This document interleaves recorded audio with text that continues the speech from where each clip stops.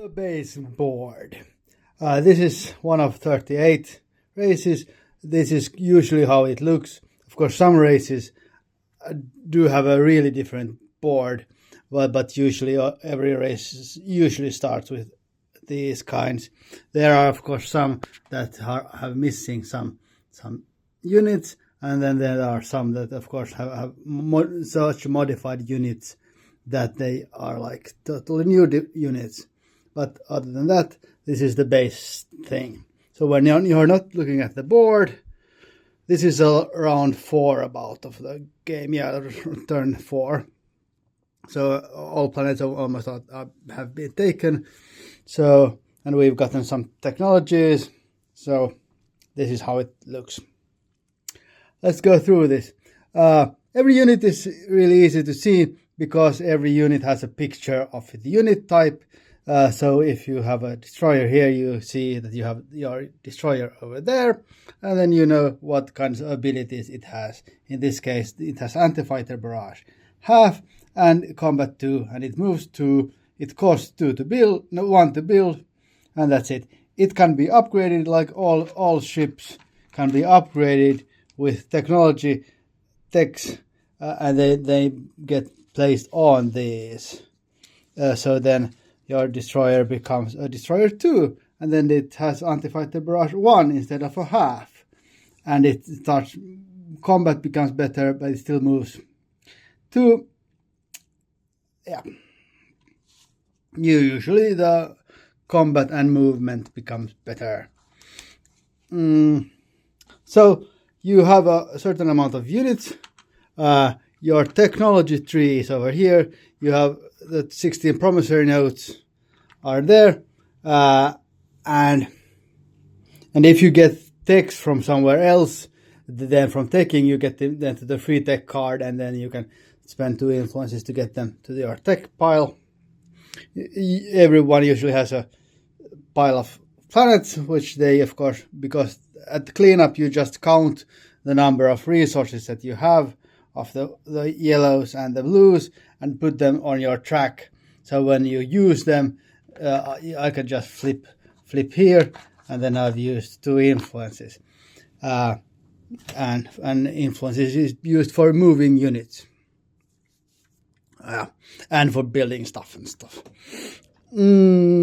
Everyone has a agent, commander, hero, and mech, which are unique.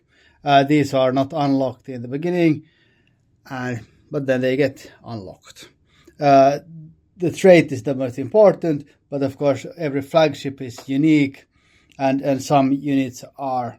These do not have any special units, but every race have some kind of speciality. These have traps, so they have trap cards here with symbols on the board what they have trapped.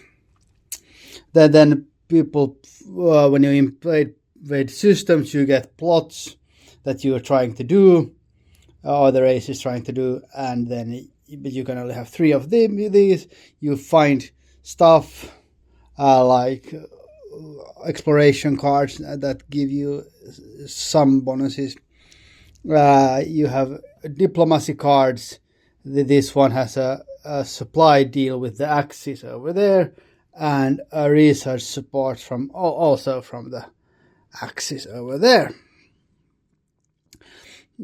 It is actually quite simple. Yeah, of course, everyone has tokens, but the tokens are usually not used much because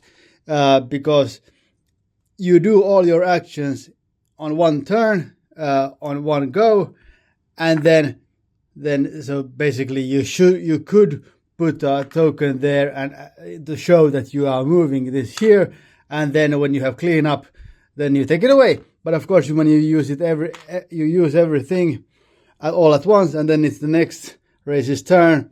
You don't have to put these here